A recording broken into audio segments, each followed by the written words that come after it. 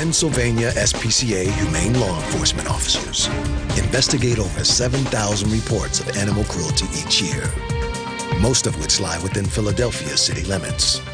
Agent Greg Jordan has been called to a case about an injured dog in a North Philadelphia neighborhood. As one of the SPCA's newest recruits, Jordan's learning quickly about the challenges of the job. The most common part is knocking on doors, and you can see a dog in the backyard that's in need of care. You could see the dog, you know that it needs a dog house, it needs to be cleaned up, maybe bathed, and you know, the owner just doesn't want to hear it. Jordan is careful not to be taken in by the nice-looking neighborhood. He knows animal cruelty can take place anytime, anywhere.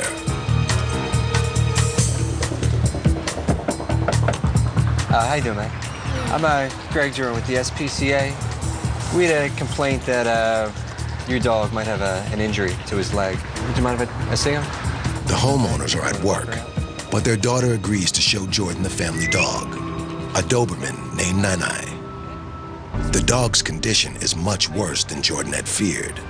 This dog's in terrible shape. His nails are overgrown. That leg might be broken. God. Yeah, we need to get this dog. Nai's nails are so long, they have pierced the pad of his foot, and open sores on his legs are clearly painful.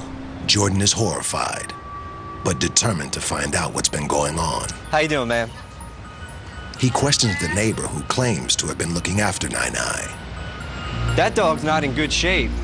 Has anyone taken the dog to the vet? You have an agreement with her father? Her father, he works long hours every day, and he's not around. And I had said, well, you know, I'll look after him. Here, I'll show you his house. Come on. I'll show you. I've done whatever I could. Yeah, let me see. Honest to God, I did. Did he start hobbling like that before the store got there? After. After the store got there? After. How long after? I noticed he's been favoring it within the last 5-6 months. With both paws, he's been licking. I had told his owner about the nails. I told him last summer. This is proof of long-term neglect. Food and water, it's excellent. He's very well provided for. Vet care, it's horrendous. I know that, I know that. Jordan has heard enough and wants to get Nai out right away. All right, well, I'm gonna go speak to the owner about the dog, and I'm gonna see what I can do about it, all right? Hello? The owner is at work, so Jordan contacts her by phone. And I'll be honest with you, this dog is in awful condition. Will you sign him over to us? Your daughter, she can sign the dog over to us. Tell your daughter that you did agree to surrender the dog, okay? With permission to remove Nai, Jordan must now focus on collecting evidence that supports a charge of animal cruelty or neglect. I'm gonna take pictures of the shed real quick, and then we're gonna be out of here. We'll be in touch after the vet examines the dog, okay? Look up. Yeah, he's got a huge yard. It's just a shame that happened to him, that was neglected for so long. Bottom line is, if you can't take care of the dog, put it up for adoption, surrender the dog to a humane agency. Get it to someone that can take care of it. All right, you ready? 1, 2, 3. Oh, Cassie. Wow. Good boy, good boy. Very good. Good boy. Excellent. Jordan worked as a park ranger for 5 years, so he has experience of working with animals, but is still shocked by Nai's condition. When I walked into that huge backyard, I did not expect to see a dog with half his arm eaten away. This is long-term, very long-term neglect. It makes me sick. Nai will be given a thorough medical examination at the SPCA shelter. If it confirms deliberate cruelty or neglect, Jordan will be back to make sure someone is held responsible for what's happened to Nai.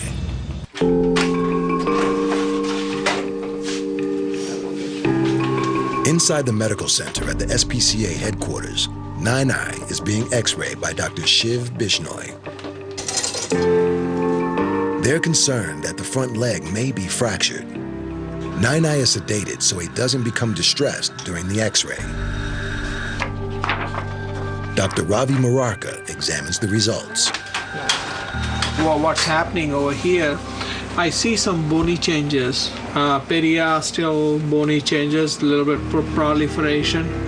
This is the good leg. I mean, this leg also have some leg granuloma issue, but here the carpal joint is totally fused. I mean, we should have this gap over here between each bone, and here there is no gap. Overuse of the front right leg has caused inflammation in the joint, but Murarka is more concerned about the left leg with the large wound. We already put on antibiotics and pain medication and anti-inflammatory. So I think he should be able to do good. And we're going to try to make him walk more, and if possible, he can use that leg. Without a fracture, Murarka is hopeful that Nine-Eye's leg can be treated, but the open wound is severe. There's more work to do if Nine-Eye is ever going to walk on all four legs again. At the Pennsylvania SPCA shelter, Agent Greg Jordan has brought Nine-Eye, the Doberman with a severely infected front leg, to be evaluated by Dr. Ravi Murarka. X-rays have confirmed that Nine-Eye's leg isn't broken, but a large sore on the skin has caused the leg to become swollen and painful. I'm just worried about the leg. I don't know. This thing doesn't look good, and it's going on for the long time. It could be possibly leg granuloma or maybe some kind of tumor over there. Lick granuloma, a form of obsessive-compulsive disorder, compels the dog to repeatedly lick an area of skin until it erodes away. If it is a leg granuloma, most of the time it's a psychological problem. So basically what you have to do is, in this kind of condition, that you have to pay more attention to the dog. With Nine-Eye's owner working long hours away from home, Nine-Eye could be suffering from emotional neglect. Dr. Murarka turns his attention to the severely overgrown nails on each of Nine-Eye's paws. You see over here what happened, this nail, they circled round, and this one has entered into the pad. Actually, there's two nails. It's poking like a nail inside the pad. Veterinary technician Angela Messer can see this is a clear case of long-term and painful neglect. And this doesn't happen over a matter of days, doesn't happen over a matter of weeks. Maybe years. This is yeah, exactly. This is a year thing. And you can tell what Dr. Murarka was showing, these pads, these are not healthy pads. They're falling apart, there's holes in them, and you know, that's kind of like the protection that dogs have. It's okay, baby. Okay. It's okay. Good boy.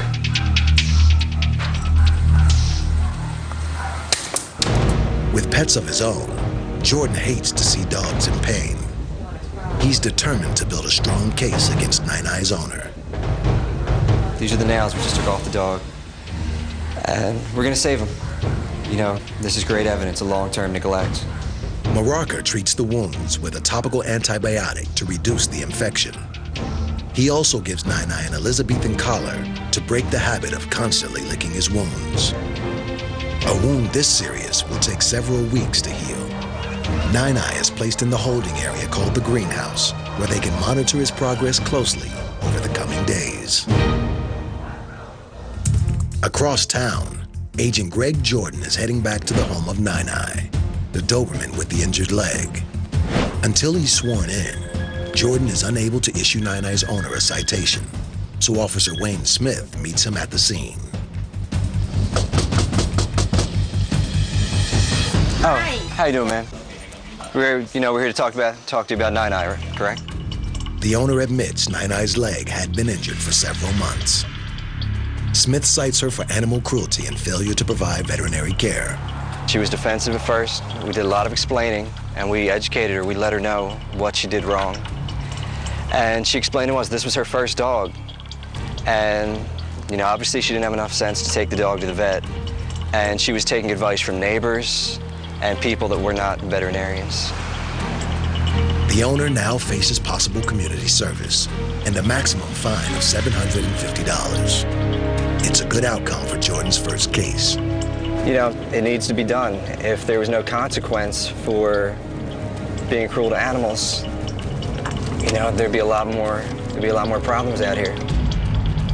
You know, it's very satisfying after you do something like that. You get the dog out of a bad situation, and you can go home and you know you made a difference that day.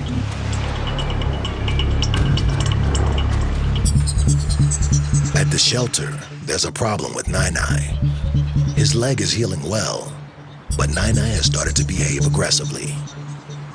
The Pennsylvania SPCA have called in volunteers Benita Trotter and Beth Strickland, who have experience dealing with aggressive dogs.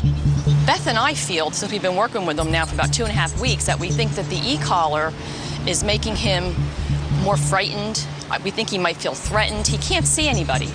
So when people are approaching him, trying to move him in and out of the cage or take him out, and they put the collar on him, he's been trying to bite people. Oh, look at it. Come on, Nine. You're gonna be a good boy? Yeah, he's a good boy. You're gonna be a good boy? He's been a good boy for a while. You're gonna be a good boy? It's look very 100% better. He's able to bear the weight. I mean, so when he came in, he was holding the leg like this.